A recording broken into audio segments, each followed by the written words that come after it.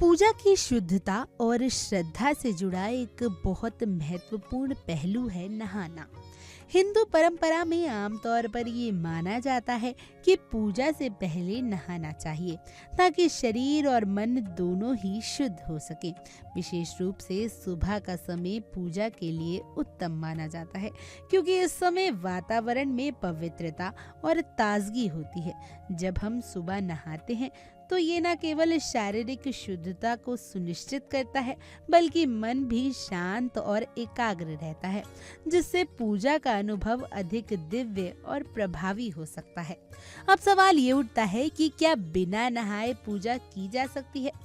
दरअसल शास्त्रों में ये कहा गया है कि पूजा और यज्ञ का महत्व अधिकतर मानसिक शुद्धता और श्रद्धा पर निर्भर करता है, और यदि किसी कारणवश नहाना संभव ना हो तो पूजा की जा सकती है, लेकिन ये जरूरी है कि श्रद्धा और मन की शुद्धता बनी रहे।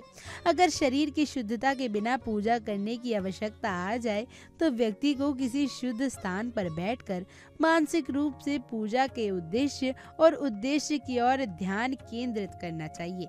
हालांकि समझना जरूरी है कि यदि हम नहाने का अवसर प्राप्त करते हैं तो इसका लाभ अधिक हो जाता है, क्योंकि शारीरिक स्वच्छता मानसिक शांति के लिए सहायक होती है।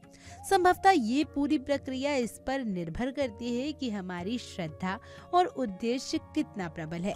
यदि किसी कारणवश समय की कमी या अन्य शारीरिक कारणों से नहाना संभव ना हो तो पूजा का महत्व कभी भी कम नहीं होता। इसके बावजूद कोशिश यही रहनी चाहिए कि नहाने के बाद ही पूजा की जाए ताकि शारीरिक और मानसिक शुद्धता दोनों सुनिश्चित हो सके।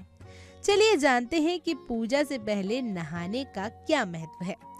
शास्त्रों के अनुसार स्नान को शारीरिक और मानसिक शुद्धता का प्रतीक माना जाता है। स्नान के माध्यम से व्यक्ति अपने शरीर को आंतरिक तरह से अशुद्धियों से मुक्त करता है। शास्त्रों में पूजा से पहले स्नान करना अत्यंत महत्वपूर्ण माना जाता है क्योंकि इसे शारीरिक और मानसिक शुद्धता का प्रतीक माना जाता है।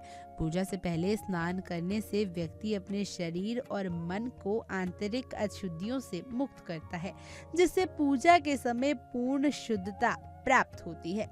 धार्मिक मान्यताओं के अनुसार बिना स्नान किए व्यक्ति को पूजा का पूरा लाभ नहीं मिलता है और अशुद्ध शरीर से की गई पूजा पूरी तरह से स्वीकार नहीं होती। इसलिए पूजा से पहले स्नान करना न केवल अनिवार्य है बल्कि इसे शुद्ध और सफल पूजा का आधार माना जाता है। स्नान की प्रतिक्रिया व्यक्ति को आसानी से ध्यान और भक्ति में ले जाती है, जिससे मन को शांति और शुद्धता मिलती है। शास्त्रों के अनुसार ये शुद्धता पूजा में भक्ति और समर्पण को बढ़ाती है, जिससे भगवान की कृपा प्राप्त होती है। आइए अब समझते हैं कि किन परिस्थितियों में बिना नहाए पूजा की जा सकती है।